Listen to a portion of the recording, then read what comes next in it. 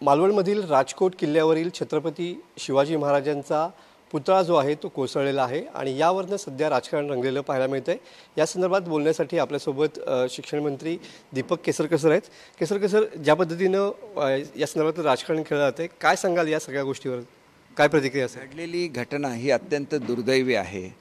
आम्हाला सर्वांनाच दुःख आहे, परंतु छत्रपती शिवाजी महाराजांचा असलेला सन्मान हा महाराष्ट्राच्या दृष्टीने आणि देशाच्या दृष्टीने फार मोठा आहे।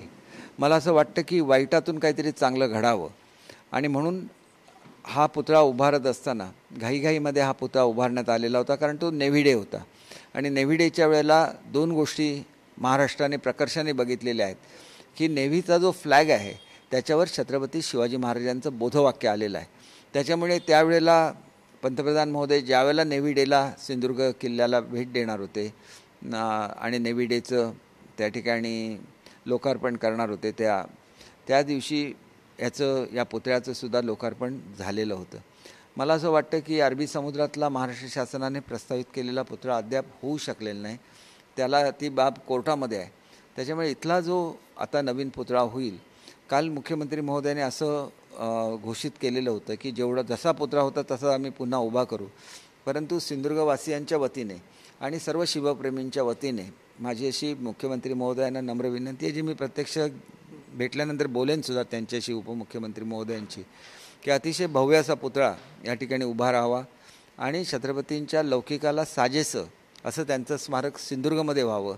कारण सिंधुदुर्ग हा किल्ला जरी छत्रपती शिवाजी महाराजांनी स्वतः बांधलेला किल्ला असला तरी छत्रपती शिवाजी महाराजांच्या आरमाराची राजधानी ही विजयदुर्ग होती आणि स्वतः कान्होजी आंग्रे तिथं राहायचे आणि एकाच वेळेला समुद्रमार्गे ब्रिटिशांनी आणि जमीनमार्गे पेशव्यांनी हल्ला केला आणि त्याच्यामध्ये हे शेवटचं जे साम्राज्य छत्रपती शिवाजी महाराजांचं होतं हे नाविक आरमार कोसळलं।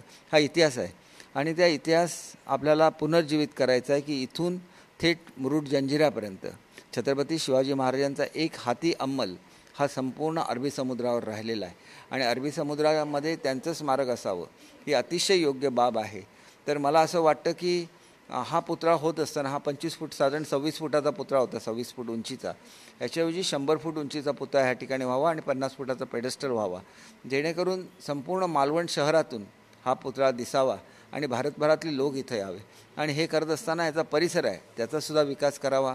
जसा न्यूयॉर्कला स्टॅच्यू ऑफ लिबर्टी आहे आणि तिथं तुम्ही बोटीने जायला लागतं, तसं बोटीने सिंधुदुर्ग किल्ल्यातून थेट राजकोटला येण्याची व्यवस्थासुद्धा करण्यात यावी असं सुद्धा मला वाटतं। या सर्व बाबी मी मुख्यमंत्री महोदयांशी, इतरांशी बोलेन आणि हा एक प्रकल्प हा नेव्ही आणि महाराष्ट्र शासनाचा संयुक्त प्रकल्प असावा आणि एवढा मोठा पुतळा जर आपण उभारला तर माझी खात्री आहे की पंतप्रधान महोदय निश्चितपणे त्या पुतळ्याच्या अनावरणाला येतील आणि एक वाईटातून चांगलं काहीतरी घडेल अशी मला खात्री आहे। याच्यामध्ये कोणीही राजकारण करू नये अशी नम्र विनंती आहे। छत्रपती शिवाजी महाराज राजकारणाच्या पलीकडचेच होते आणि त्याच्यामुळे कोणीही याच्यातून राजकारण करू नये। कुठेही एकामेकाच्या वक्तव्यावरून मनं दुखावलेली असतील तर तो सगळा विषय संपवावा आणि महाराजांचा आदर, महाराजांचा सन्मान कसा वाढेल याच्यासाठी आपण सगळेजण कार्यरत होऊया। राजकारण सुरू झालेलं पाहायला मिळते। उद्या समजातला मोर्चा आहे, त्याच पद्धतीनं असं सांगितलं जातं की हा पुतळा उभारताना भ्रष्टाचार झाला, ह्याची चौकशी व्हावी। कदाचित ह्याचा ठेकेदार सुप्रिया सुळे म्हणतात की याचा ठेकेदार ठाण्यामधला असेल।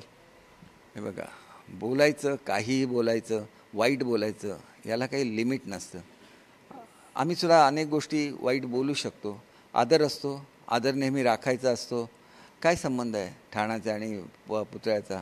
एक गोष्ट लक्षात घ्या की या ठिकाणी घडलेला अपघात आहे, डिझायनिंगमध्ये चूक असू शकतं। आता मी आलो त्यावेळेला अनेक कामं मी घेऊन आलो, जगातल्या उत्कृष्ट स्ट्रक्चरल डिझायनरपैकी एक मराठी मनुष्य आता माझ्यासमोर उद्योजक आहे, त्यांनी सुद्धा सांगितलं की याच्या डिझायनिंगमध्ये याचं डिझायनिंग करायला लागतं, त्याच्यामध्ये बॅलन्स करायला लागतो आणि कुठल्या बाजूने कुठे वेट आहे हे लक्षात घेऊन त्याप्रमाणे आतमध्ये स्ट्रक्चरल जे मटेरियल असतं ते इन्सर्ट करायला लागतं। अर्थात याची जी चौकशी आहे ती तज्ज्ञ मंडळी करतील आणि कोण दोषी असेल तर त्याला शासनसुद्धा होईल, परंतु लोकांच्या भावनेचं काय? लोकांच्या भावनेचा सन्मान करायचा असेल तर अतिशय भव्य असं स्मारक हे छत्रपती शिवाजी महाराजांचं मालवणमध्ये झालं पाहिजे। केवळ नेव्ही डेच्या निमित्ताने उभारलेला पुतळा हे महाराजांचं स्मारक होऊ शकत नाही।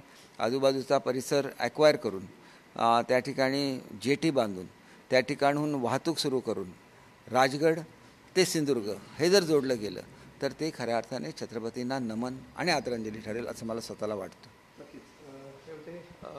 मंत्री दीपक केसरकर सर, कॅमेरामन अनिकेत होलमसह मी मनोज लेले, TV9 मराठी, रत्नागिरी.